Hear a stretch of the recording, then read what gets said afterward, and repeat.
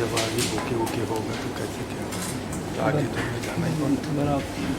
नमस्कार, वंदे मातरम। अब यहाँ से हम जा भी नहीं सकते।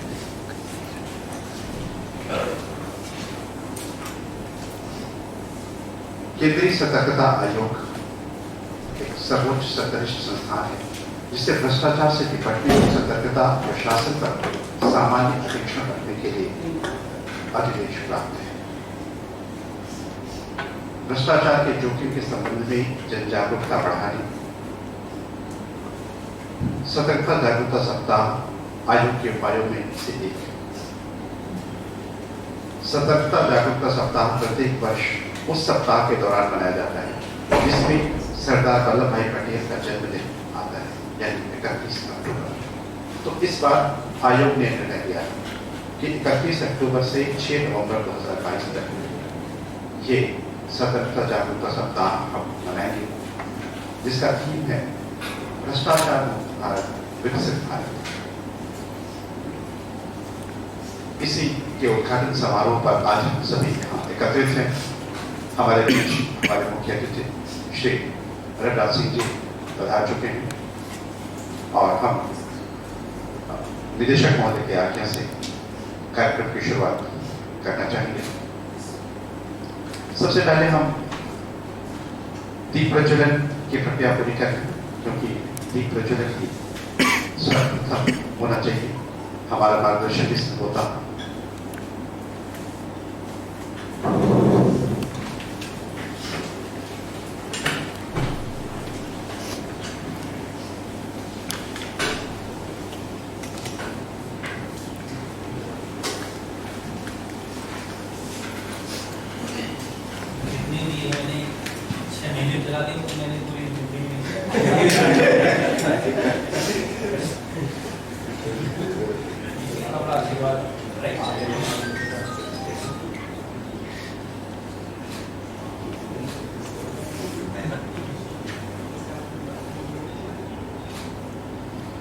शुभम करोति कल्याणम आरोग्यम धन संपदा शत्रु बुद्धि विनाशाय दीप ज्योति नमोस्तुते।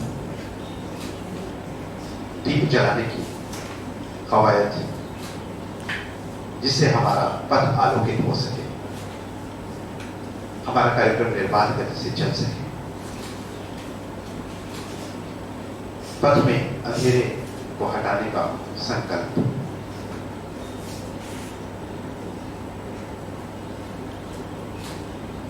दिए की रोशनी से, रोशनी दिए की आंख से टपका उस आंसू का नाम है जिसमें छिपे होते हैं हजारों चांद। रोशनी सत्य की उस तहरीर का नाम है जो निराशा के पलकों पर उम्मीदों की तितलियां रखा करती है।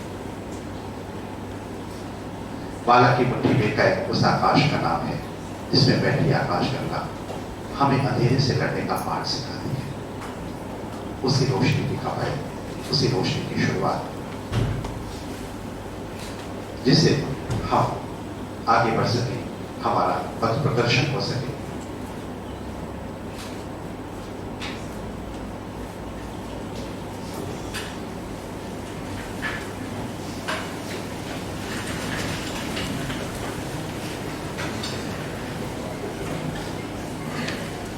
प्रज्वलन के बाद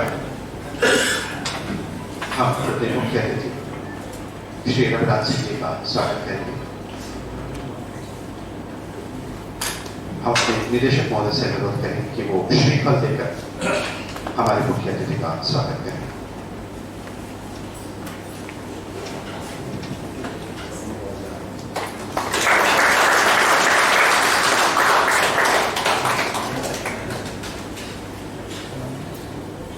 और अब कार्यक्रम के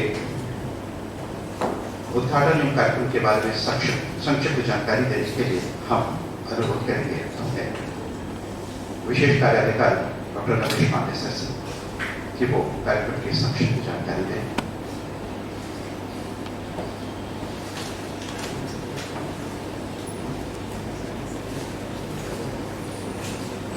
धन्यवाद।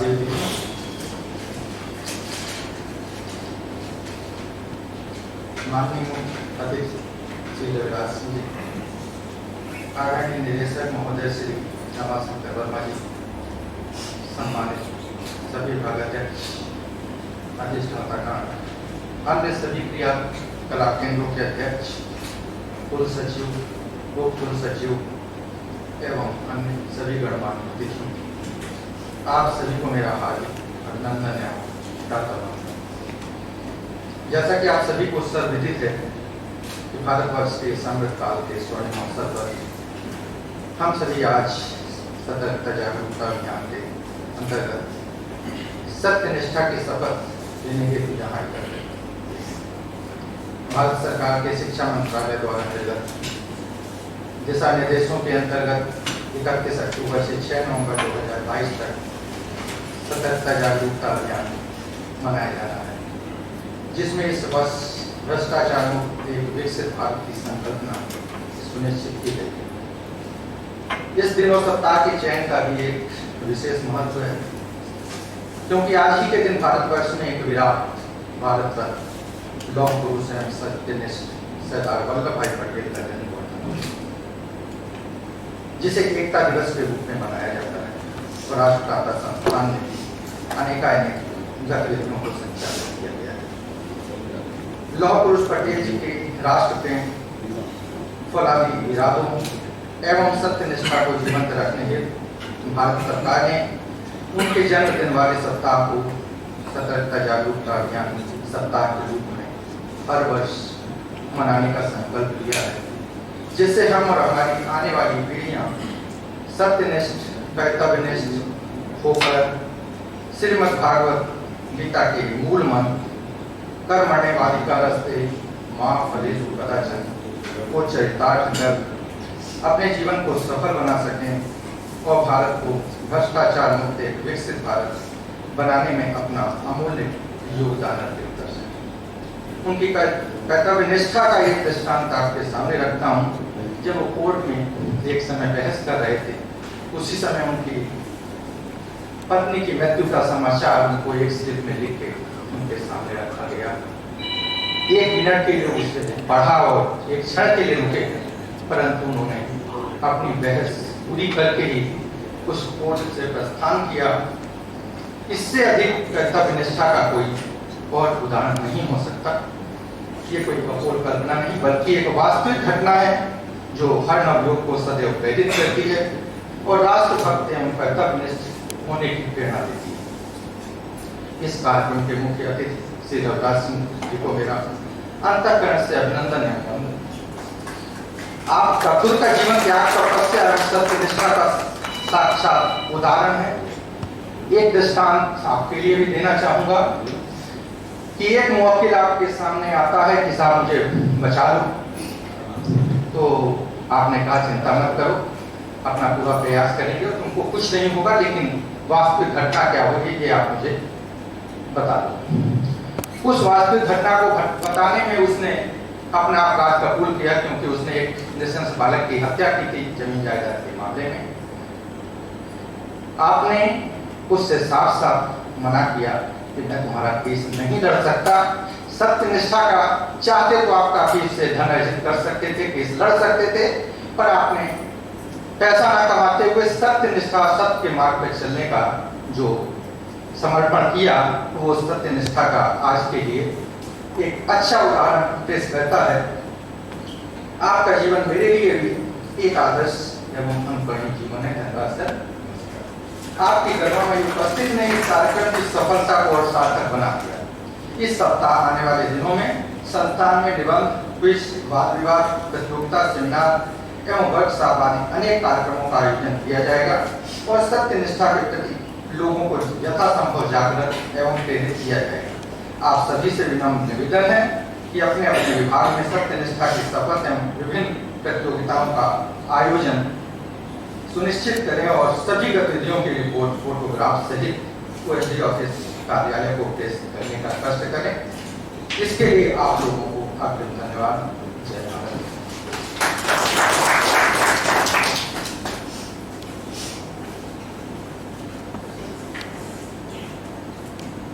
धन्यवाद सर। वास्तव में जो आपने एक बात कही थी, कर्मण्येवाधिकारस्ते मा फलेषु कदाचन, गीता हमें यही उपदेश देती है और गीता का ये जो वाक्य है ये सबके लिए एक सूत्र वाक्य होना चाहिए, तभी हम आगे बढ़ सकते हैं। क्योंकि आज हम कर्मफल की चिंता ज्यादा करते हैं, कर्म की चिंता कम करते हैं। तो हमें पहले कर्म की चिंता करनी चाहिए। हम कर्म करेंगे तो फल को मिलना ही है। इसी के साथ अब वो समय आ गया है जब हम सत्यनिष्ठा प्रतिज्ञा लेंगे और हम अपने कुलसचिव महोदय से अनुरोध करेंगे कि वो सत्यनिष्ठा प्रतिज्ञा से और संबोधित करें।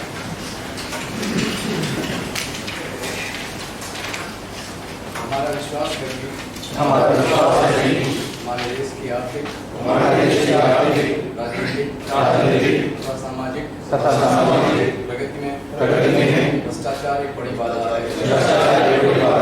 हमारा विश्वास है कि भ्रष्टाचार का उन्मूलन करने के लिए सभी संबंधित पक्षों जैसे सरकार, नागरिकों तथा निजी क्षेत्र को एक साथ मिलकर कार्य करने की आवश्यकता है।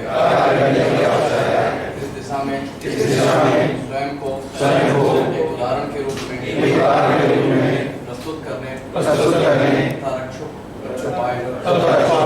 सत्यनिष्ठा तथा नीति संहिता स्थापित करने के अपने दायित्व को हम स्वीकार करते हैं ताकि यह सुनिश्चित हो सके हम किसी भी भ्रष्ट आचरण का हिस्सा नहीं है तथा भ्रष्टाचार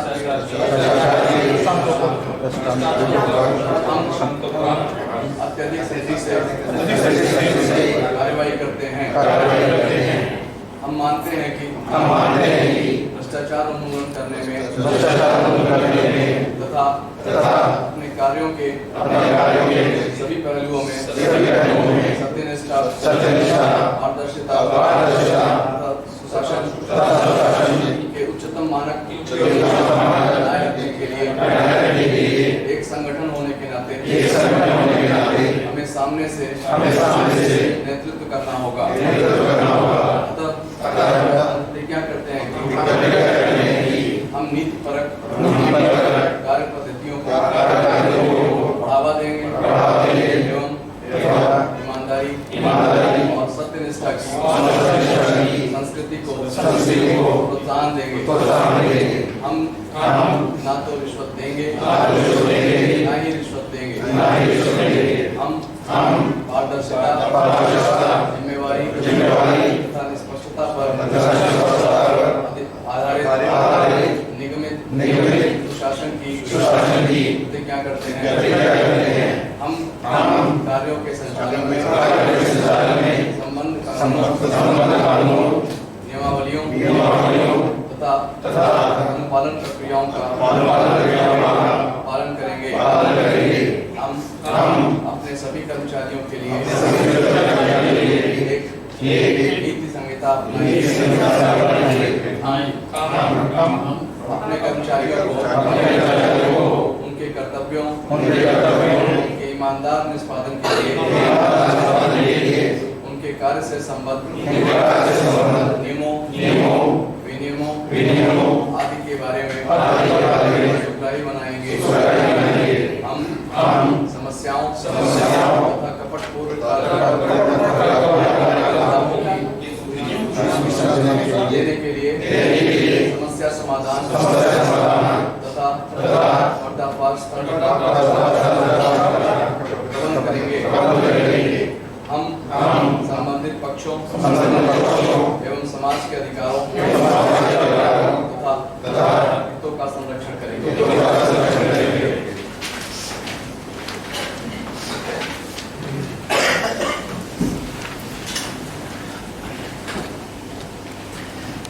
ये थी आज की हमारी सत्यनिष्ठा प्रतिज्ञा, जिसमें हमें संगठनों के लिए जो सत्यनिष्ठा प्रतिज्ञा है, संगठन के लिए हमें प्रतिज्ञा ली कि हम किसी भ्रष्टाचार में लिप्त नहीं होंगे और अपने संगठन को आगे बढ़ाने के लिए हर संभव प्रयास होगा।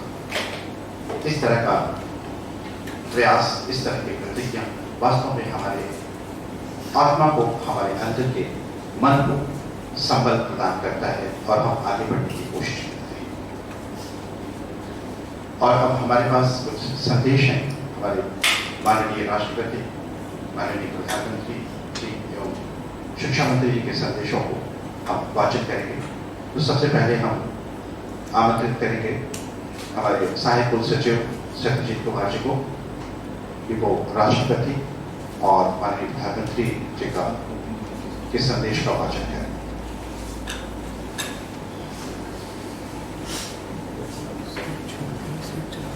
धन्यवाद। माननीय राष्ट्रपति महोदय का संदेश प्राप्त हुआ है। I am pleased to know that the Central Vigilance Commission is observing Vigilance Awareness Week 2022 from the 31st of October to 6th of November 2022 on the theme Bhrastachaar Mukt Bharat, Vikshit Bharat, Corruption Free India for a Developed Nation. The fight against corruption is the collective duty and the responsibility of all the citizens of this great nation. The ideals of the transparency and the integrity are an integral part of the tradition and culture. A corruption-free India is the vision shared by all of us as we progress toward a new and developed India.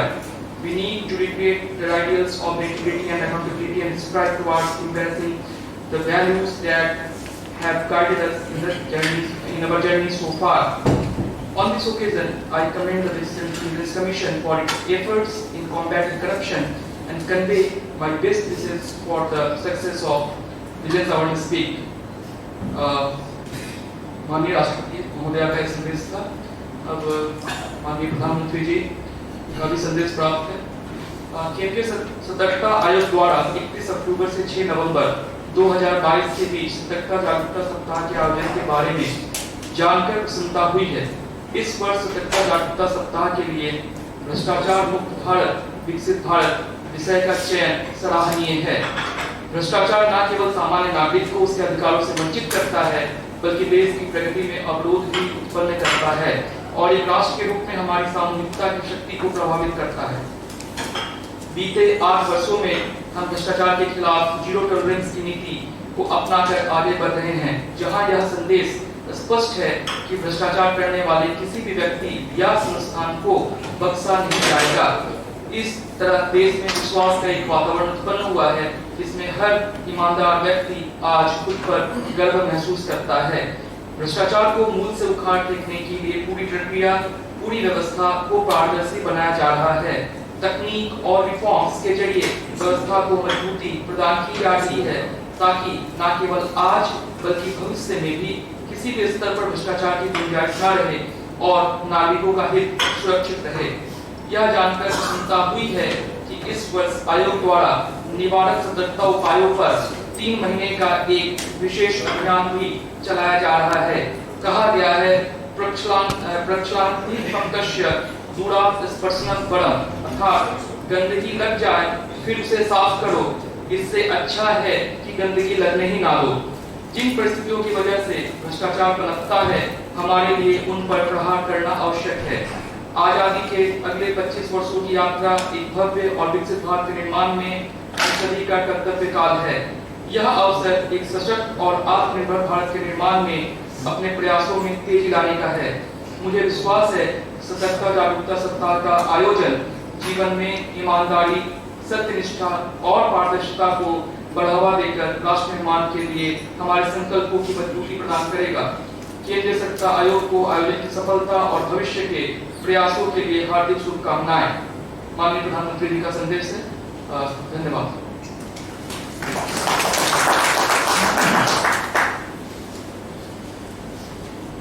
धन्यवाद सत्यजीत जी।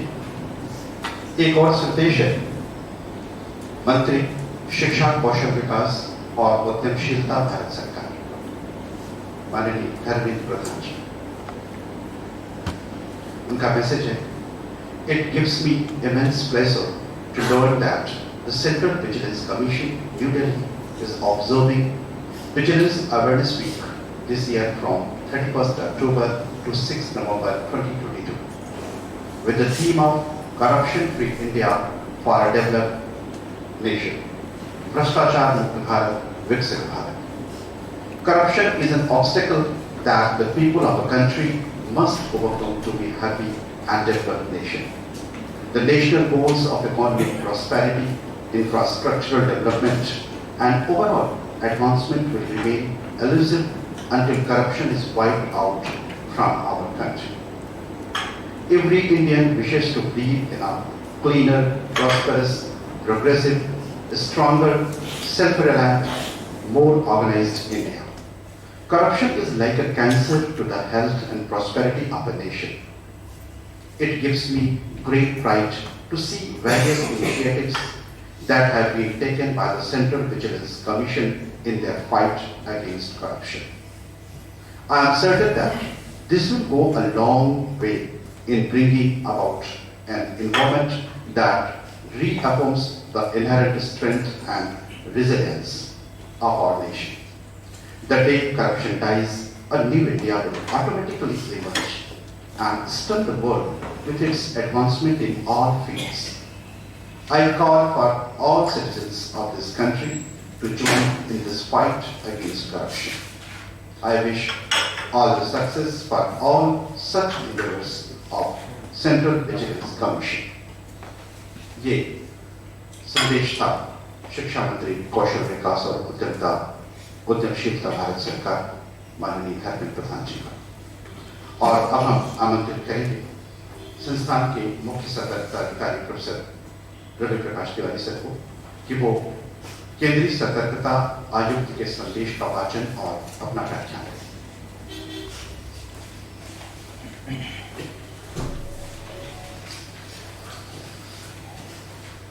धन्यवाद Pramod ji. This is the message from Central Vigilance Commission. Central Vigilance Commission observes Vigilance Awareness Week every year in the week in which the birth anniversary of Sardar Vallabhbhai Patel falls. It is our pleasure to announce that Vigilance Awareness Week 2022 is being observed from 31st October to 6th November with the following theme: Bhrashtachar Mukt Bharat, Viksit Bharat, Corruption Free India for a Developed Nation. As we progress in the journey towards growth and development, there is an ever-growing need for transparency and integrity in public administration. It is the collective duty and responsibility of all citizens to fight corruption and build a strong and ethical India. As a precursor to Vigilance Awareness Week, Central Vigilance Commission has undertaken a 3-month campaign starting from 16th August to 15th November, in which 6 different preventive vigilance measures were taken as focus area by different organizations. I will give you a brief introduction about the focus area also.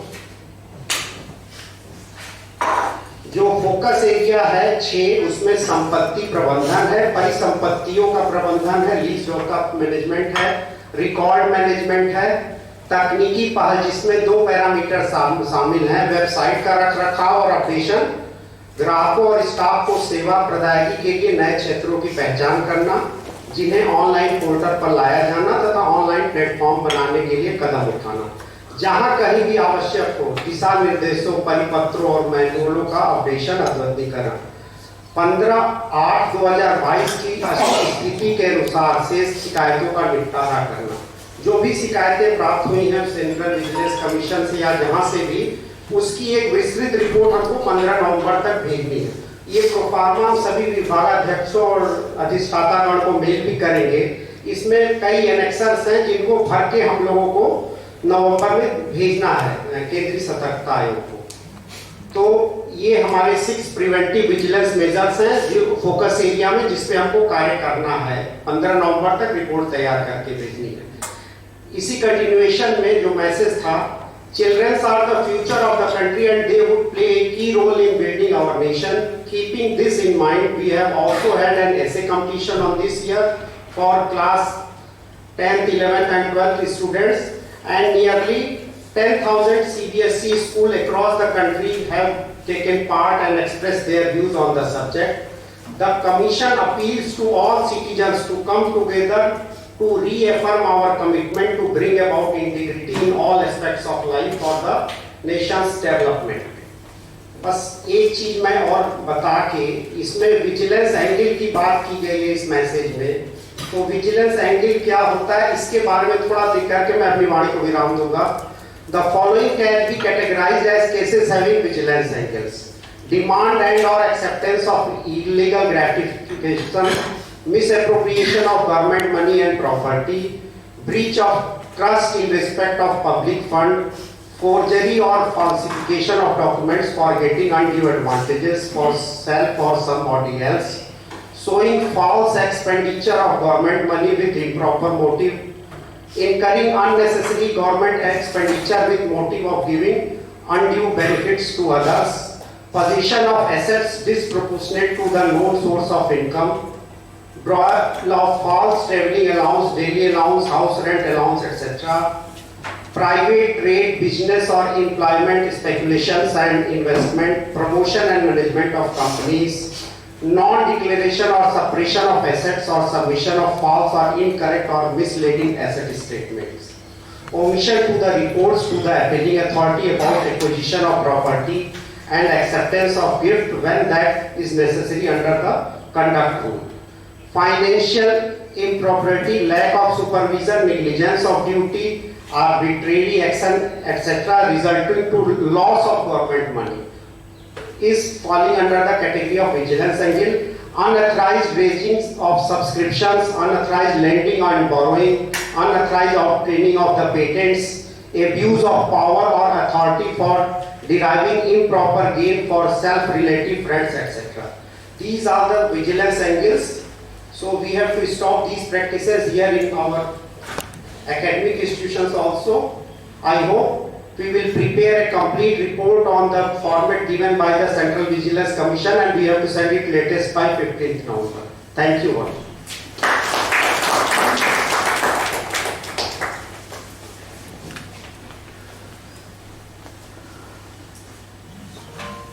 धन्यवाद sir.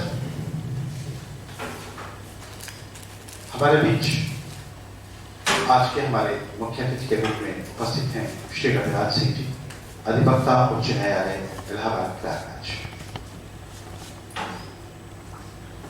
आपके व्याख्यान से पहले एक आपका परिचय देना चाहूंगा कि आप उच्च न्यायालय के अधिवक्ता होते हुए भी निदेशक एवं संस्थापक Swami Vivekananda institute of human excellence and English language Allahabad. आपने रामकृष्ण मिशन प्रयागराज के दिशा निर्देश में विवेकानंद यूथ स्टडी सर्कल के अध्यक्ष भी रहे और यूथ के लिए बड़ा काम किया। एक बहुत ही सशक्त मोटिवेशनल स्पीकर जिसमें युवाओं को अपने लक्ष्य की तरफ आगे बढ़ने की क्षमता और संकल्प को विकसित करने की शक्ति आपने दी है और देते रहे हैं, जिसमें उत्तिष्ठत जागृत प्राप्य पर आनंदी बोधन इस संकल्प को साकार रूप देने की कोशिश करते हुए आपने IIT Kanpur, Motilal Nehru medical college, Motilal Nehru राष्ट्रीय प्रौद्योगिकी संस्थान प्रयागराज, टाटा एग्रीकल्चर इंस्टीट्यूट, मद्रास विश्वविद्यालय, इलाहाबाद विश्वविद्यालय सहित 50 से अधिक संस्थानों में छात्रों को प्रेरित करते हुए उन्हें सन्मार्ग पर एवं उनके लक्ष्य की ओर बढ़ने की प्रेरणा प्रदान की है और आज भी कर रही है। तो हम आमंत्रित करना चाहेंगे अपने मुख्य अतिथि श्री रविराज सिंह जी को।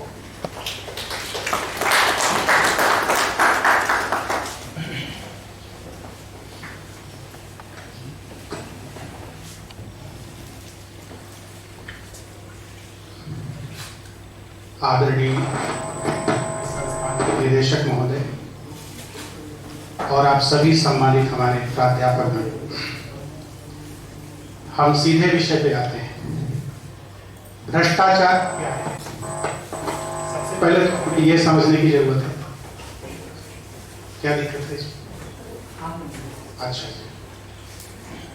देखिए हमारे यहाँ प्रिवेंशन ऑफ करप्शन एक्ट 1988 में आया, उसमें भ्रष्टाचार की कोई डेफिनेशन नहीं दी गई। United Nations convention against corruption में भी भ्रष्टाचार की कोई डेफिनेशन नहीं है। ट्रांसपेरेंसी इंटरनेशनल एक एसोसिएशन है जिसका हेडक्वार्टर बर्लिन जर्मनी में, जो ग्लोबल लेवल पे करप्शन पे काम करती है संस्था, उसमें भी भ्रष्टाचार की कोई डेफिनेशन नहीं है। तो प्रश्न है कि भ्रष्टाचार है क्या? सबसे पहले तो हमें यह समझना है। तो ऑपरेशनल बेसिस पर कृत्यों को देख करके 2-3 बातें हम आपसे यहां पे निवेदन करना चाहेंगे। पहली बात तो यह है कि जो पद और सामर्थ्य शक्ति आपको अपने कर्तव्य के निर्वाह के लिए दी गई, किसी भी पद पर और किसी भी विभाग का व्यक्ति हो, उसका मिसयूज करना या उसका नो यूज करना या उसका ओवर यूज करना, यह करप्शन है।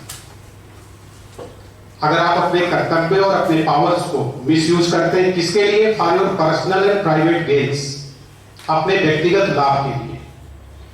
दूसरी बात, जो हमारे विधि निषेध बनाए गए, विधि निषेध का अर्थ है कि ये करना है और ये नहीं करना है, डूज एंड डोंट्स। यदि उनका हम उल्लंघन करते हैं जीवन के किसी भी क्षेत्र में, जीवन के किसी भी पहलू में, तो यह भी हमारा भ्रष्टाचार है। और तीसरी, अपनी सेवा को जारी करने से पहले हमने जो टर्म्स एंड कंडीशंस पे साइन किया है, जो हमने प्रतिज्ञाएं ली, जो हमारे अधिनियम कानून में बने हुए, जो नियम और विनियमन बने हुए, इनका उल्लंघन करना भी भ्रष्टाचार है। तो यह है भ्रष्टाचार की डेफिनेशन कि भ्रष्टाचार क्या है, उसको हम कैसे समझें, कब हमें पता चलेगा कि हम भ्रष्टाचार कर रहे हैं। तो ये 3 चीजें हमने जो आपके सामने रखी, इसके माध्यम से आपको पता चल सकता है कि ये आपका जो एक्ट है, आपका जो कृत्य है, वो भ्रष्टाचार के अंतर्गत आता है कि नहीं आता है। दूसरा है कि भ्रष्टाचार के अंतर्गत 2-3 चीजों को और ध्यान में रखना है। भ्रष्टाचार का क्षेत्र क्या है? जियोग्राफिकल टर्म से नहीं, जो डिपार्टमेंट्स हैं, कितने डिपार्टमेंट्स भ्रष्टाचार के अंतर्गत आते हैं। तो इस पर सुप्रीम कोर्ट ने एक टिप्पणी की थी। उन्होंने कहा था कि भ्रष्टाचार आज ईश्वर की तरह हो चुका है। It has become like God who is all pervading, जो सर्वव्यापी है। कोई भी विभाग ऐसा नहीं है जो भ्रष्टाचार से मुक्त हो। कहीं पर भ्रष्टाचार अधिक होगा, कहीं पर भ्रष्टाचार कम होगा, लेकिन भ्रष्टाचार है सभी जगह। समय सीमित है, इसलिए बहुत विस्तार और बहुत सूक्ष्मता में विवेचना तो नहीं हो पाएगी। हम मोटी-मोटी हेडिंग्स आपको संकेत कर रहे हैं। तो हर क्षेत्र भ्रष्टाचार से आक्रांत है। दूसरा है कि भ्रष्टाचार का नेचर क्या है, प्रकृति। तो 2 तरह के भ्रष्टाचार देखने को मिलते हैं, एक कोअर्सिव और एक कोल्यूसिव। कोअर्सिव होता है कि किसी को भय या प्रलोभन देकर के भ्रष्टाचार करने के लिए बाध्य करना कि आप हमारा ये काम कर दीजिए, नहीं तो मैं आपके साथ ऐसा गलत कर दूंगा, आपको गोली मार दूंगा, आपके परिवार का अपहरण कर लूंगा। अगर इस तरह का कुछ है तो ये क्या है? कोअर्सिव। प्रलोभन देकर के, बहुत बड़ी एक रिश्वत की राशि आपको देने का लालच देकर के आपसे भ्रष्टाचार कराया जाता है, तो ये कोअर्सिव। और दूसरा है कोल्यूसिव, जिसमें साठ-गांठ होती है, परस्पर सहमति से भ्रष्टाचार होता है। इसमें सहमति नहीं, इसमें तो आपको दबाव देकर के कराया जा रहा है, ये बाध्यकारी। और जो कोल्यूसिव है वो बाध्यकारी नहीं, उसमें आप भी शामिल हैं, सहमत। तो ये उसका नेचर हो गया। इसके बाद में भ्रष्टाचार के प्रेरक तत्व तो मुख्य रूप से 2 हैं, एक है नीड बेस्ड और एक है ग्रीड बेस्ड। आवश्यकता से प्रेरित, आपकी तनख्वाह बहुत कम है, वेतन आपका बहुत कम, ऐसे बहुत से विभाग हैं जहां पे वेतन बहुत कम है, और व्यक्ति अपनी जो बेसिक नीड्स है उनको फुलफिल नहीं कर पा रहा है, परिवार का योगक्षेम वहन नहीं कर पा रहा है, बच्चों को ठीक से पढ़ा नहीं पा रहा है, कोई परिवार परिजन बीमार है, उसका ठीक से इलाज नहीं करा पा रहा है। तो ये क्या हो गया? अगर इसके कारण वो भ्रष्टाचार करता है, रिश्वताचार करता है, तो ये हो गया नीड बेस्ड, इसमें तो आदमी मजबूर है। दूसरा है ग्रीड बेस्ड। 6ठे और 7वें पे कमीशन के बाद में आज लगभग सभी की तनख्वाहें इतनी हो गई हैं कि मुझे लगता है कि एक सामान्य सम्मानपूर्ण जीवन व्यक्ति जी सकता है, लेकिन उसके बावजूद भी अगर व्यक्ति भ्रष्टाचार करता है तो ये ग्रीड बेस्ड है, ये नीड बेस्ड नहीं। तो ये हो गया कि उत्प्रेरक कौन है भ्रष्टाचार, तो उत्प्रेरक ये। और भ्रष्टाचार के फिर कारण है, भ्रष्टाचार के बहुत सारे कारण हैं। हमारा एथिक्स अगर मजबूत नहीं, एथिकल नॉर्म्स जो हमारे हैं, हमारा जो एथिकल कोड ऑफ कंडक्ट है, वो अगर मजबूत नहीं है और उसमें हमारी निष्ठा नहीं, तो हम भ्रष्टाचार करेंगे। हमारा जो सोशल सिस्टम है वो ऐसा है कि समाज में अगर धन को मान्यता दे दी गई कि आप तभी समाज में मान्य होंगे, प्रतिष्ठित माने जाएंगे, बड़े माने जाएंगे जब आपके पास बहुत धन होगा। जैसा कि ये प्रचलन अमेरिका में आपकी काबिलियत से कोई मतलब नहीं, आपने कितना धन कमाया है, आपके पास अगर बहुत धन है तो आप बड़े प्रतिष्ठित हैं वहां पर, साधन चाहे जो रहा हो आपका। तो तात्पर्य क्या है कि समाज में भी जो नॉर्म्स बनाए गए, जो पैरामीटर्स हैं व्यक्ति के बड़प्पन को नापने की, वो हमारे गलत है। इसके कारण व्यक्ति समाज में अपनी प्रतिष्ठा को कायम करने के लिए या उस प्रतिष्ठा को बढ़ाने के लिए भ्रष्टाचार करता है। और भी बहुत से कारण हो सकते हैं। फाइनेंशियल कारण में गरीबी एक बहुत बड़ा कारण है, आर्थिक विषमानता बहुत बड़ा कारण है। पॉलिटिकल सिस्टम में आप देखो कि इलेक्शन में जो व्यक्ति उतरता है उसको टिकट पाने के लिए कितनी बड़ी धनराशि देनी पड़ती, ये किसी से छिपा नहीं। इलेक्शन में भी करोड़ों रुपए खर्च करना पड़ता है। तो अब वो इलेक्शन जीत करके अगर आता है तो वो ब्याज सहित अपना ये जो कुछ उसने खर्च किया है उसको वापस लेना चाहेगा, तो वो भ्रष्टाचार करेगा ही करेगा, इसमें कोई दो राय नहीं। तो तात्पर्य क्या है कि ये बहुत सारे कारण हैं। हमारा जो कानून है वो बहुत कठोर नहीं, लचीला है। और क्या है, कानून की प्रक्रिया इतनी कॉम्प्लेक्स है और इतनी दीर्घव्यापी, इतना लंबा समय लेती है कि व्यक्ति उब जाता है, कोई मुकदमा कायम होता है, पता लगा 20 साल तक उसका निराकरण नहीं हो रहा। तो आदमी को लगता है कि क्या है यार, पता नहीं 20 साल में जिंदा रहेंगे कि मरेंगे, चलो अभी हम अपनी झोली भर लेते हैं, देखा जाएगा। अगर कानून हमारा सख्त हो, उसकी प्रक्रिया त्वरित हो और दंड बहुत कड़े हो कि अगर आपको 1 रुपया रिश्वत लेते भी पाया गया तो आपकी नौकरी समाप्त, आपकी पेंशन समाप्त, आपका फंड समाप्त और जिंदगी भर जेल। अभी ये प्रक्रिया कर दी जाए तो आपका भ्रष्टाचार बहुत कम हो जाएगा। तो ये बहुत सारे कारण बनते हैं। हमारा जो एडमिनिस्ट्रेटिव ढांचा है उसमें भी लूप होल्स हैं, ऐसा सिस्टम है कि उसमें भी भ्रष्टाचार के लिए रास्ते हैं। तो ये सारे बहुत से कारण इकट्ठा हो जाते हैं जिसके कारण हमारा ये भ्रष्टाचार होता है। प्रश्न ये उठता है कि ये भ्रष्टाचार कैसे रोका जाए। तो मैं यहां पर स्वामी विवेकानंद की बात को लाना चाहूंगा। स्वामी जी से एक बार पूछा गया कि विश्व की सारी समस्याओं का समाधान स्वामी जी क्या है, एक शब्द में आप बताइए। तो स्वामी जी ने उत्तर दिया कि निर्दोष व्यक्ति। निर्दोष व्यक्ति, अगर व्यक्ति को निर्दोष बनाया जा सके, व्यक्ति को पवित्र बनाया जा सके, तो हमारे विश्व की समस्याओं का समाधान हो सकता है। अब यह संभव है कि नहीं, ये एक यूटोपियन कल्पना है या एक आदर्शवादी सोच है, वो एक अलग बात है। लेकिन उन्होंने जवाब दिया कि अगर क्योंकि व्यक्ति से ही सारी समस्या है, सारी जो प्रॉब्लम्स है हमारी मैन मेड है। अगर आप प्राकृतिक समस्याओं को भी देखें तो वहां पर भी प्रकृति का जो अविवेकपूर्ण दोहन किया गया है, प्रकृति के साथ जो अमर्यादित छेड़छाड़ की गई है, इस उपभोक्तावाद की संस्कृति के कारण, इसी के कारण प्रकृति में असंतुलन है और वहां से भी समस्याएं पैदा हो रही। तो ये सब किया किसने? ये मनुष्य ने किया।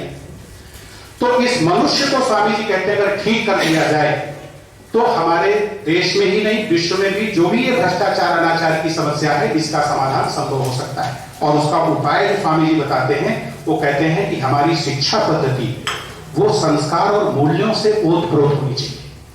आज हमारी शिक्षा पद्धति को अगर आप गौर से देखें तो केवल वो एक नौकरी प्राप्त करने का साधन मात्र है और उसमें भी वो समर्थ नहीं है। ऐसा नहीं कि हर शिक्षित व्यक्ति को नौकरी मिल रही है। तो तात्पर्य क्या है कि संस्कारों से और मूल्यों से ओतप्रोत अगर शिक्षा पद्धति है, वहीं से हम अपने संस्कार के विरुद्ध नहीं जा पाते। आप देखिए कि आपके जो संस्कार हैं, आपका जो स्वभाव है, उसके विरुद्ध आप नहीं जाते। आप अपना मित्र भी उसी को खोजते हैं जो आपके संस्कारों से मिलता जुलता है, आपके स्वभाव से मिलता है, आपके मूल्यों और सिद्धांतों से जो मिलता जुलता व्यक्ति है, आप उसी के साथ संबंध और दोस्ती भी रखना चाहते हैं। तो अगर हमारे संस्कार अच्छे हों, हमारे मूल्य और सिद्धांत जीवन में अच्छे हों, तो निश्चित रूप से हमें लगता है कि यह भ्रष्टाचार की समस्या कम हो सकती है। कानून बहुत कड़ा होना चाहिए, दंड विधान बहुत कड़ा होना चाहिए, वो एक उपाय है। लेकिन केवल इसी उपाय से हम भ्रष्टाचार खत्म नहीं कर सकते हैं। चाणक्य ने इस विषय में एक सेंटेंस बोला है कि ये भ्रष्टाचार की समस्या अनादि और अनंत है, हमेशा से रही है और हमेशा रहेगी। इसको शून्य नहीं कर सकते आप। व्यवहारिक स्तर पे इसको मिनिमाइज किया जा सकता है, इसको कम किया जा सकता है, नियंत्रित किया जा सकता है, लेकिन इसको पूरी तरह समाप्त किया जा सके ऐसा संभव नहीं है, क्योंकि रावण और कंस, शिशुपाल, दुर्योधन हमेशा से रहे हैं और हमेशा रहेंगे और आज भी मौजूद है। अब प्रश्न उठता है कि इसके लिए हमें क्या करना चाहिए। तो मेरा ये कहना है, क्योंकि मेरा दर्शन विषय वैसे तो नहीं रहा, मैंने बीएससी किया, एलएलबी किया, इंग्लिश लिटरेचर में एमए किया, फिलॉसफी मेरा एकेडमिक सब्जेक्ट नहीं था।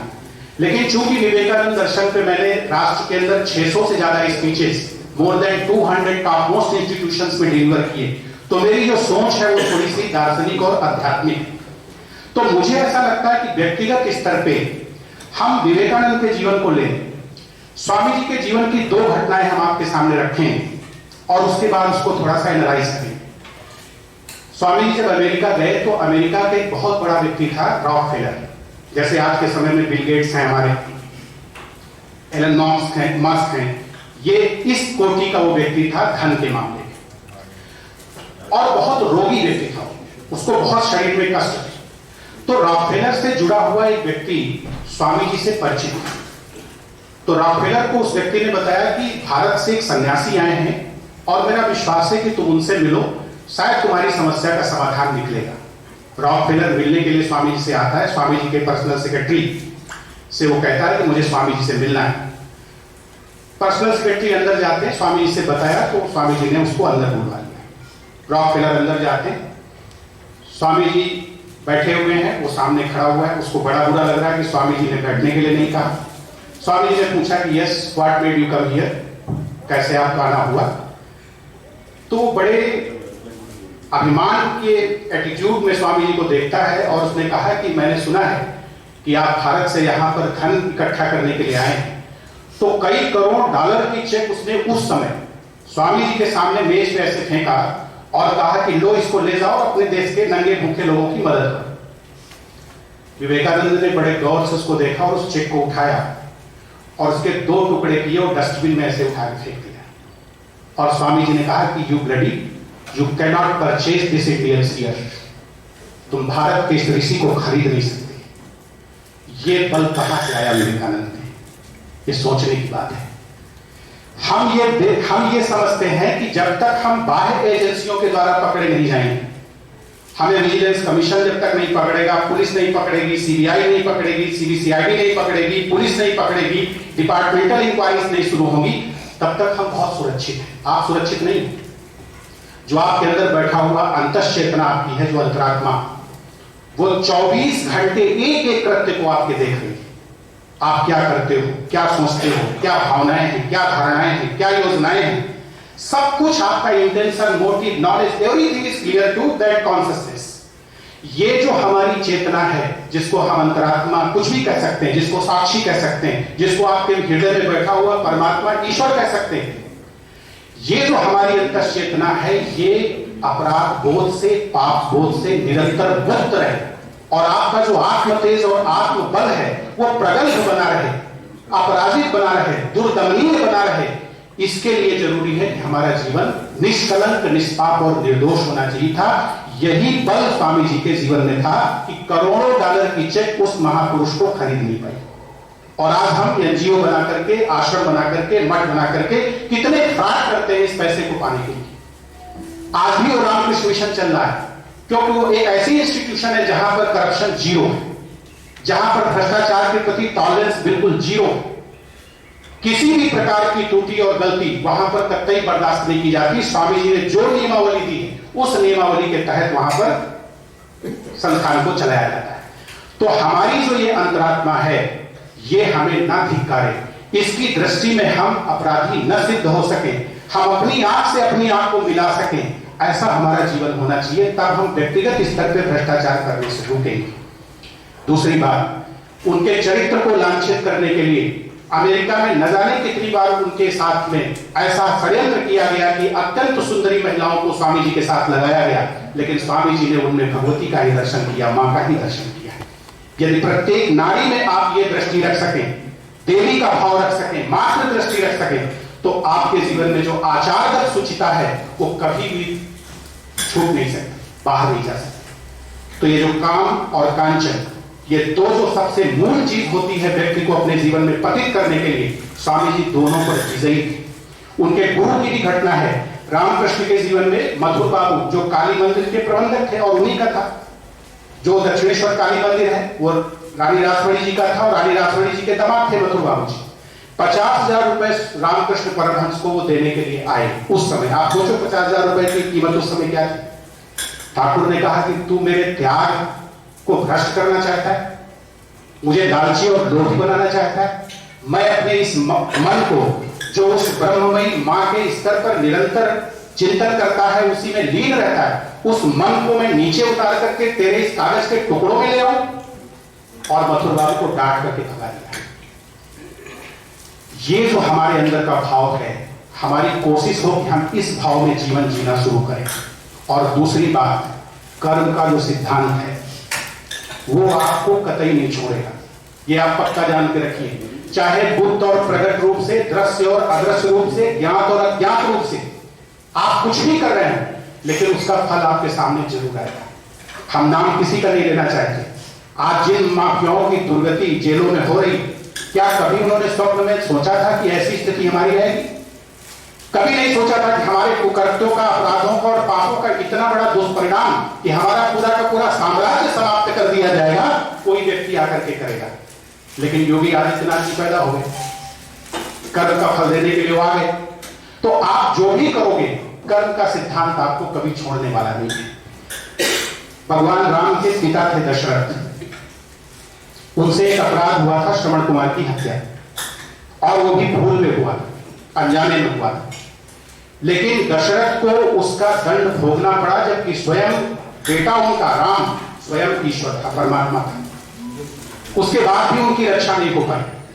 तो अगर आपको अपने जीवन में यह है कि हमारा जीवन पवित्र रहे, भ्रष्टाचार से, अनाचार से मुक्त रहे, तो मेरा ये आपसे व्यक्तिगत निवेदन है कि दो चीजों पर आपका मन फोकस होना चाहिए। एक तो वो जो हमारी अंतश्चेतना, अंतरात्मा है, वो निरंतर हमारे प्रत्येक कृत्य की साक्षी है। हम पूरे जगत से छिपा सकते हैं, लेकिन हम अपनी अंतरात्मा से कोई काम नहीं छिपा सकते। ये आपको पवित्र रखेगा। आपको अपने साथ सोना है। रात में जब आप सोते हो तो अपने साथ सोते हो, अपनी अंतरात्मा के साथ सोते हो। वो निर्दोष होनी चाहिए, वो अपराध बोध से शून्य होनी चाहिए, पाप बोध से शून्य होनी चाहिए, तभी आप सुकून की नींद सो पाएंगे। और दूसरी बात, आप जो ईश्वरीय दंड विधान है, जो कर्म विधान है, उससे आप बच नहीं सकते हो। तो जीवन को अगर सुरक्षित रखना है तो सत्कर्म जीवन में होना चाहिए, और अपनी अंतरात्मा की अंतः शुचिता, पवित्रता आपके जीवन में मेंटेन होनी चाहिए। ये अल्टीमेट उपाय है अपने जीवन को पवित्र रखने का। बाहर की कोई भी एजेंसी आपको पवित्र नहीं रख सकती, भ्रष्टाचार मुक्त नहीं रख सकती। जिन देशों में बहुत कड़े कानून हैं, जहां पर चोरी के बदले हाथ काट लिए जाते हैं, बलात्कार के बदले तत्काल चौराहे पे गोलियां मार दी जाती, उन देशों में भी चोरियां अभी भी होती हैं, बलात्कार, व्यभिचार अभी भी होते हैं। तात्पर्य क्या है कि मन की वृत्ति हमारी वो ठीक होनी चाहिए। एक जो अशांत और अतृप्त मन है ना, सारे पाप और अपराध वहां से शुरू होते हैं। आप जब आनंद की मुद्रा में हैं, जब आपकी मनोदशा बहुत प्रसन्न है, बहुत खुश है, आप बहुत शांत हैं, बड़े आह्लादित हैं, उस दशा में अगर आपसे कोई कहे कोई गलत काम करने के लिए, तो आप कतई तैयार नहीं होते। हमारे मन में ये जो अभाव का बोध है, जो मनस्ताप है, जो संताप है, जो अशांति है, जो व्यग्रता है, उग्रता है, इनके कारण हमारा जीवन जो है शांति की तलाश में, आनंद की तलाश में, तरक्की की तलाश में अनेकों पाप करता है, अनेकों अपराध करता है। क्योंकि जीव जो है ना, वो बेसिकली दो चीजें चाहता है। एक तो स्वार्थवादी, वो अपना हित चाहता है, और दूसरा क्या है कि वो सुखवादी, हर जगह वो सुख ढूंढ रहा है। प्रत्येक साधन और स्रोत से उसको ये चाहिए कि हमें सुख प्राप्त हो, अनुकूल संवेदनाएं हमारे जीवन में बनी रहे, और उन अनुकूल संवेदनाओं को प्राप्त करने के लिए, तात्कालिक रमणीय सुखों में अपने आप को डुबो देने के लिए, वो किसी भी परिस्थिति को साधन के रूप में प्रयोग कर लेता है। लेकिन उसे ये ध्यान नहीं रहता कि ये जो साधन के रूप में हम प्रयोग कर रहे हैं, ये हमारे साध्य के लिए उचित साधन है या अनुचित साधन। तो साध्य आपका सुख है, अच्छी बात, लेकिन साध्य को सुख बनाने के पीछे आपके साधन भी पवित्र होने चाहिए। साधन की सुचिता और साध्य की सुचिता, अगर ये दोनों आपके जीवन में है, तो आप एक प्रेरक व्यक्तित्व होंगे, समाज के लिए एक उदाहरण बनेंगे, एक आदर्श और रोल मॉडल बनेंगे। आपको देख करके बहुत सारे लोग आपके जीवन से प्रेरणा लेंगे और शिक्षा लेंगे। तो इन बिंदुओं को हमें ध्यान में रखना है। और दूसरी बात, हमारी शिक्षा पद्धति में मेरा निवेदन है कि इतने बड़े बड़े संस्थान हैं आज देश के अंदर, लेकिन कहीं पर भी कोई एथिकल एजुकेशन की व्यवस्था नहीं, सेल्फ इंप्रूवमेंट के लिए कोई व्यवस्था नहीं। तो एक ऐसा डिपार्टमेंट होना चाहिए जो ह्यूमन एक्सीलेंस पे काम करे। इस मनुष्य को कैसे उत्कृष्ट बनाया जाए, इसको कैसे मूल्यनिष्ठ बनाया जाए, कैसे इसको पवित्र बनाया जाए, कैसे मर्यादित बनाया जाए, कैसे अच्छे संस्कारों का इसके जीवन में वपन किया जाए, ये सारी चीजें सिखाने वाला भी एक फैकल्टी होना चाहिए। क्योंकि आप मनुष्य हैं सबसे पहले, और मनुष्य के जीवन की दो विशेषताएं। मनुष्य के जीवन की विशेषता पहली है, उसमें श्रद्धा होनी चाहिए। और श्रद्धा किसमें होनी चाहिए? जो हमारी परंपराएं हैं, श्रेष्ठ परंपराएं, कुरीतियां नहीं, जो हमारे शास्त्र हैं, जो हमारी संस्कृति है, जो हमारे जीवन के मूल्य हैं, जो हमारे कर्तव्य और दायित्व हैं, जो हमारे संबंध हैं, इन सब में हमारी श्रद्धा होनी चाहिए। और दूसरा, हमें विवेक होना चाहिए। हमें विवेक नहीं है, हमें बुद्धि बहुत है, हमें तर्क शक्ति है, कुतर्क शक्ति है, समझने की क्षमता है, गणित लगाने की क्षमता है, षड्यंत्र करने की क्षमता है, लेकिन विवेक नहीं है। विवेक वो है जो अच्छे और बुरे के बीच का अंतर आपको बताता है। और विवेक अगर आपका समर्थ और प्रदीप्त है, ज्वलंत और प्रचंड है, तो विवेक के गर्भ से वैराग्य जरूर निकलेगा। वैराग्य का अर्थ है कि चोटी रखा के जंगल भागना नहीं। वैराग्य का अर्थ है कि जो अवांछित है, जो निंदनीय है, जो गर्हित है, जो निषेधात्मक है, जो त्याज्य है, जो पाप है, जो अपराध है, जो अपकृत्य है, उससे हमको दूर रहना चाहिए, उससे दूर रहना चाहिए।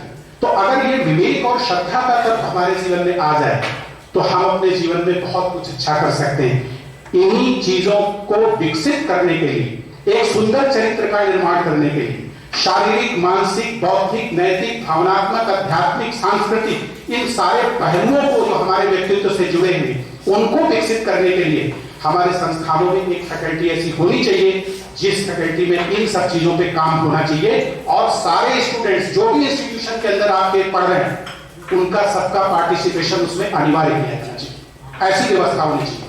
जब तक ये सब चीजें आप नहीं करें, तब तक एक श्रेष्ठ मनुष्य का निर्माण नहीं होगा। और जब तक एक श्रेष्ठ और निर्दोष मनुष्य नहीं बनेगा, तब तक भ्रष्टाचार की समस्या का समाधान नहीं हो सकता है। और ये जो सप्ताह मनाया जा रहा है, विजिलेंस अवेयरनेस वीक, मेरा कहना है कि ये वीक हटा करके इसको कर देना चाहिए constant vigilance and constant awareness. सतत सजगता और सतत संचेतना, अगर ये हमारे जीवन में रहे कि हम सतत सजग हो। अगर आपको सांपों से भरे हुए कमरे में डाल दिया जाए और आपको कहा जाए कि रात भर आपको यहां रहना है, और उसमें 10-20 सांप कोबरा डाले, आप एक सेकंड के लिए भी नहीं सोएंगे। सारी बत्तियां ऑन करके रखेंगे, उछल उछल के देखेंगे कोई मेरी तरफ तो नहीं आ रहा। तो अगर इसी तरीके से हमारे जीवन में विवेक का और ज्ञान का, बोध का प्रकाश 24 घंटे सतत चलता है, और अपने विवेक के आलोक में, ज्ञान के आलोक में हम निरंतर देखते रहें कि हमारे जीवन रूपी इस कक्ष में, इस कमरे में जो ये भ्रष्टाचार, पापाचार, अनाचार, रिश्वताचार, व्यभिचार, ये जो सांप हैं, ये कहीं हमको डसने के लिए तो आगे नहीं बढ़ा है। तो constant vigilance and constant awareness that will lead you to freedom from corruption. Thank you very much.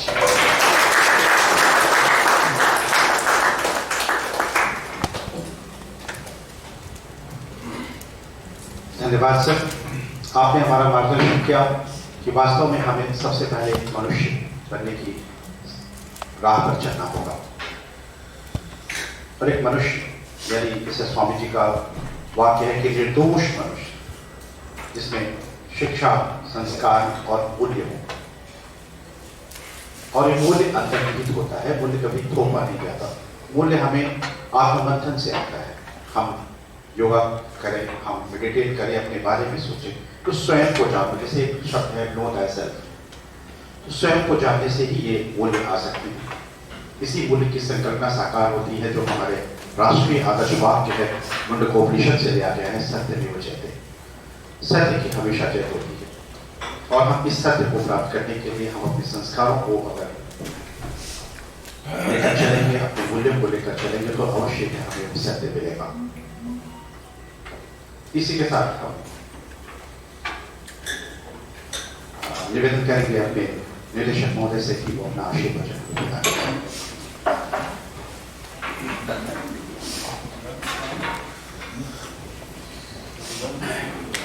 सभी को नमस्कार। हमारे मुख्य अतिथि श्री रविराज जी, डिपार्टमेंट्स, फैकल्टीज, रजिस्ट्रार, रजिस्ट्रार्स,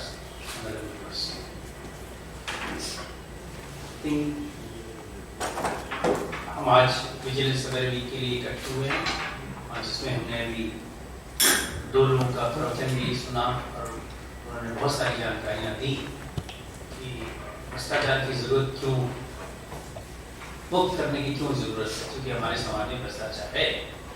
लेकिन अगर ये सोचा जाए तो क्या 1948 में भ्रष्टाचार था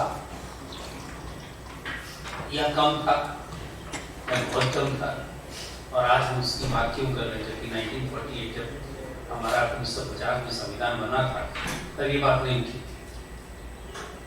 तो धीरे धीरे भ्रष्टाचार जो बढ़ा, उसके पीछे जो बताया कि हमारी दो तरह की आवश्यकताएं थी, एक नीड और ग्रीड, इनकी वजह से बढ़ा। और जैसा कि उन्होंने कहा कि 6 और 7 पे कमीशन आने के बाद जितने भी सरकारी कर्मचारी एटलीस्ट उनकी अच्छी सैलरी हो गई कि भ्रष्टाचार मुक्त, मतलब भ्रष्टाचार ना भी करें तो भी अच्छा जीवन यापन कर सकते हैं। ये तो सच है। देखिए, समय की कोई सीमा नहीं होती, इसी तरह भ्रष्टाचार की कोई सीमा नहीं होती। कितना चाहें, कितना कमाएं, कितना करें, कुछ भी। इससे कि सारे दार्शनिक लोग कह रहे हैं जाते समय कुछ लेके नहीं जाते, सब छोड़ के जाते, चाहे कितना आपके पास। और आजकल आना भले ही आपके हाथ में ना हो, लेकिन जाना आपको जाना। तो आप भ्रष्टाचार क्यों करते हैं, ये अपने आप में सोचिए। मैं 2 एग्जाम्पल बताऊंगा। एक रजाली ने कहा कि अमेरिका में प्रतिष्ठा उन्हीं की होती है जिनके पास धन होता है। मैं शायद इससे सहमत नहीं, बिकॉज हमने कई लोगों को देखा है, अगर ये बात होती तो सुंदर पिचाई कभी सीईओ नहीं बनते, वो अपनी प्रतिभा के बल पे बने। बहुत सारे संस्थान हैं, बहुत सारे अमेरिका में, क्योंकि मैं बहुत साल रहा हूँ, तो मुझे ये पता है कि वहाँ भ्रष्टाचार एटलीस्ट लो लेवल पे नहीं है। आपके बिजली का, पानी का, सड़क का, ऑफिस में काम कराने के लिए, एडमिशन के लिए, हमें नहीं लगता वहाँ भ्रष्टाचार है। आपको रेलवे का टिकट खरीदने के लिए, आपको जाने के लिए एक सिस्टम बना हुआ है, जिसकी वजह से मैं ये समझता हूँ कि भ्रष्टाचार यूरोप में इस तरह, इस लेवल पे, बड़े लेवल पे होगा, उसकी मुझे जानकारी नहीं। हो सकता है कि जब दूसरे देशों के साथ कोई व्यापार करते हों तो उनमें जो बड़े लोग हों अपना करते हैं, लेकिन छोटे लेवल पे भ्रष्टाचार मुझे तो आज तक नहीं दिखा। मैं वहाँ पे करीब 10 साल से ज़्यादा रहा हूँ और हमें कोई भी काम कराने में कोई दिक्कत नहीं पहुँचता। एप्लीकेशन दिया है, इस ज़माने में इंटरनेट नहीं था तो भी हो जाता था, इंटरनेट है तो और जल्दी हो। हम ये नहीं कहते कि हिंदुस्तान में हर क्षेत्र में भ्रष्टाचार है, कुछ जगह ऐसी भी हैं जहाँ भ्रष्टाचार कम है। अब कम क्यों हुआ है, मेरी समझ नहीं आता है कि एक सिस्टम डेवलप नहीं हुआ है उन जगह पे जहाँ भ्रष्टाचार है, और जहाँ भ्रष्टाचार नहीं है उन्होंने एक सिस्टम डेवलप करके रखा है कि हमारा दायित्व इतना है, उनका दायित्व इतना है, इतने समय हमें काम करना है, इतने समय डिलीवर करना है, वो चीजें जरूरी है। तो अगर हम एक ऐसा समाज बनाए जहाँ भी सब कुछ सिस्टम से चले तो शायद भ्रष्टाचार अपने आप कम हो जाएगा। जैसे मान लीजिए सड़क टूटी, किसी ने कंप्लेन किया, कंप्लेन करने की जरूरत ही नहीं पड़नी चाहिए, जबकि वहाँ का जो कृषि विभाग का जो जेई है देख ले कि यहाँ पे सड़क टूटी हो और तुरंत फोन करके 2 दिन के अंदर ठीक करे, तो अपने आप खत्म हो जाएगी बात। दूसरी बात मैं कहना चाहूँगा, विवेकानंद जी एक बहुत ही सुलझे हुए व्यक्ति थे, आदमी थे, दार्शनिक थे, लेकिन उससे भी अच्छे समझ 1948 में जिनकी जरूरत थी वो सरदार पटेल थे। अगर वो नहीं होते, जब देश आजाद हुआ तो 3 ऐसे स्टेट थे जो इंडिया में मिलना नहीं चाहते थे। एक हैदराबाद था, दूसरा जूनागढ़ था और तीसरा तो सभी जानते हैं कश्मीर था। 2 लोग के शासक मुस्लिम थे, एक का शासक हिंदू था, लेकिन तीनों अपना अपना एक कंट्री बनाना चाहते। सरदार पटेल ने 2 रियासतों को मिलाने में बहुत योगदान किया, किसी को 140 घंटे में और किसी को 10 दिनों के अंदर उन्होंने सबको बना दिया। जूनागढ़ में हमारे यहाँ की प्रदर्शनी लगाई गई है, हम लोग समझते हैं, सारे लोग जाके देखें उनकी उपलब्धियाँ क्या थी। जूनागढ़ में उन्होंने केवल 91 मुस्लिम थे जो पाकिस्तान में जाना चाहते थे, और वो जूनागढ़ हिंदू बाहुल भी था, लेकिन राजा वहां का मुस्लिम था। हैदराबाद ऐसा था जहाँ पे मुस्लिम पॉपुलेशन थी और राजा मुस्लिम था। कश्मीर ऐसा था जहाँ हिंदू पॉपुलेशन ज्यादा थी, मुस्लिम पॉपुलेशन ज्यादा थी, हिंदू राज था। तब ये कोई भेदभाव नहीं था। लोग उस समय एक शासक ऐसा ढूंढते जो एक सिस्टम में रहे, और भारत एक ऐसा सिस्टम बना जिसको सारी रियासतों ने कबूल किया। उन्हें ये लगा कि हम भारत के साथ रहेंगे तो एक अच्छे समाज का निर्माण कर सकेंगे, तभी वो लोग साथ हैं। और इसमें हमारे पटेल जी का बहुत योगदान है। उन्होंने बिना कुछ किए हुए बहुत कुछ कर दिया कम समय में। और ये जो भ्रष्टाचार उन्मूलन का टीक रखा, उनके नाम पे ही क्यों रखा गया, ये सोचने वाले क्या उन्होंने करप्शन किया या करप्शन को दूर करने में हमारा साथ दिया। दूसरा कुछ व्यक्तिगत एग्जाम्पल में बताना चाहूंगा करप्शन के बारे में। 2015 में मेरे पास एक ऑफर आया, राजीव गांधी प्रौद्योगिकी विश्वविद्यालय जो भोपाल में, उसके वाइस चांसलर। मुझे बड़ा अच्छा लगा, चलो उन्होंने मेरे को, लेकिन बाद में रात में फोन आता है, साहब आपको 3 करोड़ रुपए दे। मैंने कहा 3 करोड़ क्या, मेरे पास 3000 भी नहीं, मेरे पास दिमाग। तो बोले फिर दूसरे दिन फोन ऐसा 30 लाख ही दे दीजिए। फिर 3 लाख के बाद में उन्होंने बोला आप केवल हाँ कर दीजिए, बाकी हम दीजिए। लेकिन मैं बहुत डर गया कि अगर मैं हाँ भी कर दूं, वहां चला जाऊं, तो मुझे कहीं ऐसा ना हो कि मुझे साइन करके वो फंसा ले। इतना डर गया कि मैंने ना कर दिया, और अच्छा ही हुआ मैं नहीं गया, अन्यथा मैं यहाँ लाभ नहीं करप्शन किसी को, पैसा किसी को बुरा नहीं लगता, फ्री पैसा जहां से आ जाए, जिधर से आ जाए, मस्त रखिए। जैसा बोलते हैं एक ही जिंदगी जीने, आपने बोला आत्मदर्शन जो था, अंदर ज्ञान, वो बहुत जरूरी है। जैसे उन्होंने बताया कि आप सोते अपने आप ही हैं, आप मन के साथ, आत्मा के साथ सोते हैं। कितना करप्शन करके पैसा बना के भी कुछ नहीं जाते। मैं ऐसे लोगों को जानता हूँ जिनके पास बहुत सारा पैसा, लेकिन उनके बच्चे बहुत ज्यादा अच्छे नहीं है, किसी न किसी के कोर्ट केस में या किसी मर्डर में या किसी में उनका लिप्त रहे, और अंत उनका बहुत अच्छा नहीं हुआ। लेकिन ऐसे भी लोग मैंने देखे जो बहुत अच्छे लोग थे, सारे बच्चे आज उनके बहुत अच्छे पदों पे हैं, और वो भी ईमानदार है। मैं बताता, मेरे साथ एक लड़का पढ़ता था बलिया का, डॉक्टर वाई राय। जब IAS ऑफिसर हो गए, मैं करीब 30 सालों बाद उनके घर गया। मैंने IAS ऑफिसर होगा, जरा अच्छा हुआ कुछ। मैं गया तो वही मारुति 800 चला रहे थे, एक दो छोटे से सोफे रखे हुए थे, उनकी मदर उनके साथ थी, बस एक का परिवार। आज उनके बच्चे 3 बच्चे हैं, तीनों कितने वेल सेटल्ड हैं, विदाउट एनी प्रॉब्लम। आज भी हम जाते हैं उनके यहाँ, लखनऊ में रहते हैं रिटायर होने के बाद, तो उसी तरह छोटा सा, लेकिन वो सुखी हुआ। मैंने उनको बोला था आप मेरी BOG की मेंबर बन जाइए, तो कहते हैं वर्मा मुझे अब काम नहीं करना, मैं आराम से। उनको पैसे की चिंता नहीं, बट ऐसे बहुत सारे एग्जाम्पल हैं। आपके भी बहुत सारे दोस्त होंगे, फ्रेंड्स होंगे, जो सिंपल सा जीवन रह रहे हैं, लेकिन उनके बच्चे बहुत अच्छे। तो कहीं ना कहीं भगवान इसी जन्म में ही आपको उस भ्रष्टाचार में लिप्त आदमियों को कहीं ना कहीं संदेश दे देता है कि आपने जो किया है वो करें। अभी मध्य प्रदेश के 2 IAS ऑफिसर हैं, हस्बैंड वाइफ, दोनों जेल में बंद हैं। तो हमें ये सोचना है कि हम अपने साथ क्या ले जा रहे हैं, हम अपने बच्चों को क्या ले जा रहे हैं। तो ये भ्रष्टाचार मुक्त भारत हमारे अंदर की जागरूकता को पैदा करे। हम अपेक्षा यही करते हैं कि आप अपने जीवन में इसका पालन करें, और जितना हो सके एक अच्छे नागरिक बन के रहें, और देश और इस राष्ट्र को आगे बढ़ाने में करें। बस यही कहना चाहता हूँ।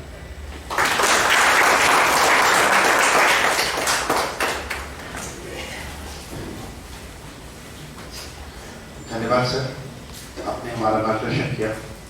वास्तव में कर्मफल तो मिलता है, और जैसा कि गीता का उपदेश पहले ही चर्चा हो चुकी है, कर्म निवाधिकारस्ते मां फलेषु कदाचन। तो अगर आदमी वास्तव में सत्कर्म कर रहा है तो उसका भी फल मिलेगा, और दुष्कर्म कर रहा है तो उसका भी फल मिलेगा। फल तो तय है, लेकिन जरूरत है हमें सिर्फ कर्म करने की।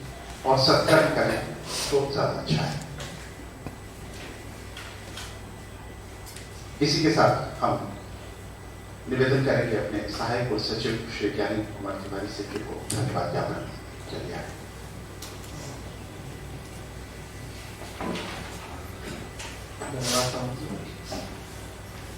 धन्यवाद के क्रम में सर्वप्रथम संस्थान के निदेशक डॉक्टर सारस वर्मा सर का धन्यवाद ज्ञापित करता हूँ। आपने अपना बहुमूल्य समय निकालकर इस कार्यक्रम की अध्यक्षता की और अपने आशीर्वचनों से हमें अभिसंचित किया। मैं आभार व्यक्त करता हूँ श्री रविराज सिंह जी का, अधिवक्ता इलाहाबाद हाईकोर्ट का, आप हमारे आमंत्रण स्वीकार किया और मुख्य अतिथि के रूप में इस कार्यक्रम की शोभा बढ़ाई और अपने भ्रष्टाचार के विषय के वक्तव्य से हमारा ज्ञानार्जन किया। आपका बहुत बहुत आभार, अभिनंदन सर, धन्यवाद। उपस्थिति के लिए मैं सभी उपस्थित अधिष्ठातागण, विभागों के विभागाध्यक्ष, कुल सचिव महोदय, संकाय प्रभारी अधिकारी, आप सभी लोगों का बहुत बहुत धन्यवाद, आभार। मैं 77 डॉक्टर सप्ताह आयोजन समिति के अध्यक्ष एवं संयोजक डॉक्टर रमेश पांडे जी का आभार व्यक्त करता हूँ, जिसके कुशल नेतृत्व एवं मार्गदर्शन में 77 डॉक्टर सप्ताह के अंतर्गत संस्थान में प्रतियोगिताओं और कार्यक्रम का आयोजन किया जा रहा है। अंत में उद्घाटन समारोह को आयोजन करने में महत्वपूर्ण भूमिका के लिए सहायक सचिव श्री सतीश कुमार, मंच का संचालन कर रहे श्री प्रमोद द्विवेदी, मुख्य कार्यालय एवं ओएसडी ऑफिस के सभी स्टाफ, सभी का बहुत बहुत आभार, धन्यवाद। सभी को बहुत बहुत धन्यवाद।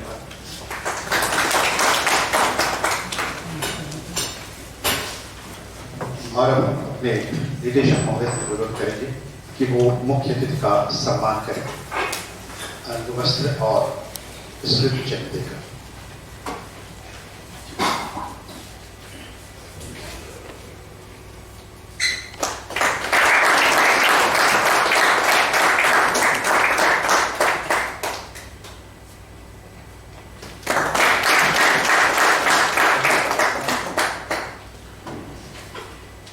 और कार्यक्रम के अंतिम पड़ाव पर हम राष्ट्रगान करेंगे, इसके बाद करेंगे।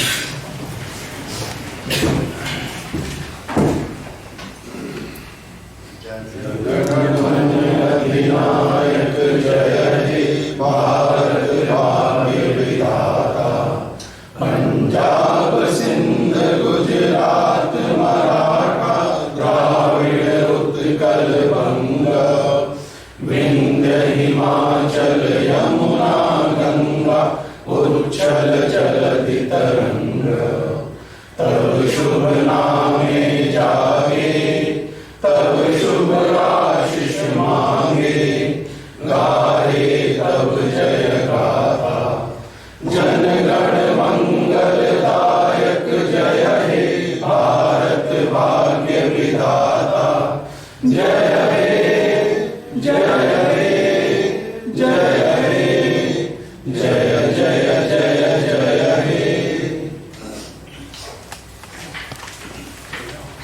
जय हिंद, जय भारत।